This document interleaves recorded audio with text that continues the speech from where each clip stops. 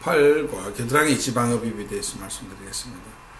그 팔은 비교적 그 수술 자체가 되게 쉬운 곳입니다. 근데 보통 사람들이 지방흡입을 하는데 상당히 어렵게 생각을 하시더라고요. 그 이유는 아마 델토이드 부분의 그 지방을 뽑는 것이 조금 어려우신가 봅니다.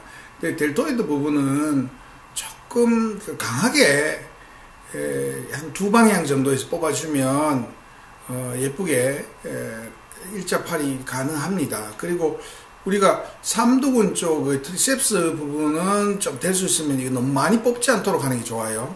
여기를 뽑아버리면 중간에 쑥 들어가 버리는 현상을 일으키거든요. 그래서 이것은 상당히 조금 덜 뽑는다는 기분으로 뽑아야만 제대로 뽑는 것이고요. 그 다음에 엘보, 그러니까 팔꿈치 쪽은 조금 섬세하면서 치밀하게 뽑아주는 게 좋습니다. 그래서 이 부분이 지방이 잘 남거든요. 그 다음에 주로 이제 겨드랑이 속에서 그 흉터를 절개창을 내서 이렇게 뽑아야만 흉터가 적게 생기겠습니다. 그죠? 그리고 우리가 이 델토이드하고 바이셉스 사이에는 자연스럽게 그루브층을 하면 이렇게 형성이 됩니다. 그죠? 그것을 잘 아는 게 좋겠고요. 라테랄 에피콘다일 윗부분은 또 흡입을 하시면 안 되겠습니다. 그건 좀 아는 게 좋겠고요.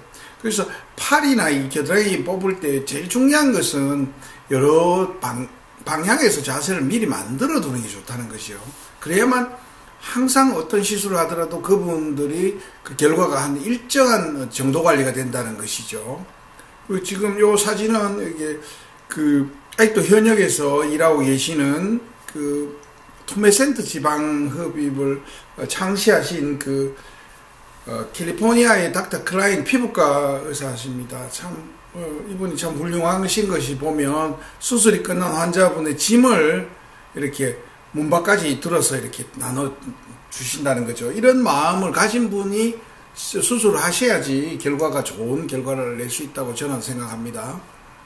그리고 뭐 흡입을 하면서 뭐 신경을 건드린다든가 뭐 혈관을 이렇게 건드린다든가 이런 일은 없습니다. 그 정도 실력이라면 지방 흡입을 하시면 안 되죠.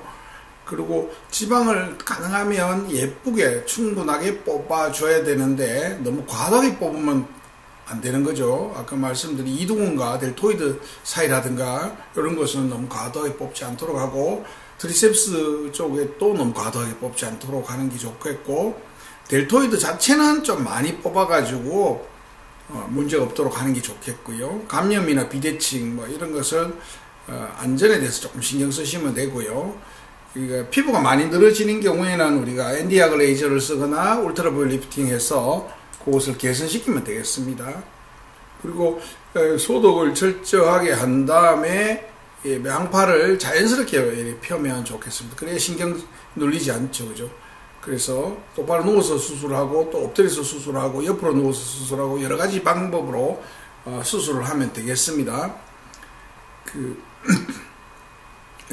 오레크레논은 메디알 쪽은 절개하지 않는 것이 혈관을 다치지 않는 방법이 되겠습니다. 그리고 뭐 우리가 그 팔은 주로 매뉴얼 지방 흡입이 상당히 괜찮고요. 뭐 진동식 지방 흡입을 해도 됩니다. 특히 마이크로에어나 바이브로스ታት 같은 경우는 굉장히 편리하고요. 에바의 경우에는 이제 진동을 좀 약하게 해서 젠틀하게 수술하는 게 좋고요. 오토젯도 캐놀라 좀 가는 거 써서 사용하는 것이 더 안전할 수가 있겠습니다. 그리고 우리가 워터젯은 잘 아시다시피 그 독일의 닥터 마이어가 그 우리나라에 전해줬죠. 워터젯이라 해서 원래 신경을 손상하고 혈관을 손상하지 않는 것을 이제 특징으로 하는, 신경 손상하지 않는 것을 특징으로 하는 것인데요. 이와 같이 그 마취용이 뿌려짐으로써 혈관을 수축을 시킵니다. 혈관 수축시키고 지방은 이게 부풀어 오르한 다음에 지방을 효과적으로 흡입을 하고 출혈을 적게 하는 아주 좋은 방법이 되겠습니다. 투메센트 용액을 주입할 때 이렇게 애기살, 그 다음에 위쪽, 그 다음에 팔을 위로 올려서 넣고, 그 다음에 이렇게 만세 자세에서 넣고, 이렇게 해서 투메센트를 골고루 넣는 것이 굉장히 중요하고요. 넣은 투메센트를 초음파를 통해서 잘 퍼지게 하는 것도 중요하고요. 그 다음에 이제 지방 흡입을 할 때는 자세가 있습니다. 1자세, 2자세, 3자세, 4자세, 또 뭐 5자세, 6자세, 뭐 이런 식으로 해서 여러 가지 자세를 통해서 뽑으면 우리가 실수하지 않고 또 아주 촘촘하게 우리가 원하는 대로 뽑을 수 있고요. 그 다음에 이제 매뉴얼 방식으로 조금 뽑은 다음에 또 워터젯으로 다시 리터치식으로 이렇게 뽑아주면 그 워터젯으로 마무리를 하게 되면 어떤 라인이 시술 끝나자마자 바로 예뻐지는 것을 우리가 경험할 수 있습니다. 그래서 이것은 진동식 지방흡입을 하신 분이고요. 여기는 워터젯 지방흡입 하신 분들이 되겠습니다. 워터젯 지방흡입을 하는데 요 일자파를 원하시는 분은 일자파를 만들어 드리면 되고요. 원래 자기 라인을 그대로 유지하면서 부피만 줄어들었으면 하는 분은 그렇게 해주는 게 좋고요. 또 겨드랑이를 조금 같이 뽑아주는 게 중요하겠습니다.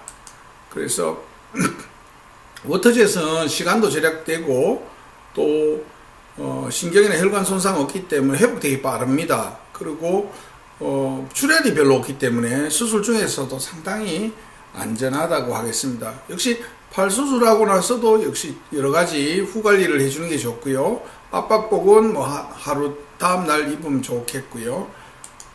그 저주파나 초음파, 고주파 등으로 해서 뭐 일주일에 한 번 정도 뭐 이렇게 한 2달 정도 관리를 해주면 좋겠고요. 팔은 이게 상당히 두께가 얇기 때문에 너무 강하게 후 관리를 하는 것은 옳지 않을 수도 있습니다. 그런 것을 참여하시면 좋고요. 피부 처지면 가복시 같은 것을 쓰시면 되겠고, 울트라 보일 리프팅이나 이런 것으로서 처진 팔을 좀 더 올려주는 그런 시술을 하면 좋겠습니다. 그래서 팔은 어렵지 않은 수술인데 사람들이 상당히 어렵게 생각하는 것 같습니다. 생각보다는 결과도 좋고요. 바로 효과를 볼 수 있는 장점이 있습니다.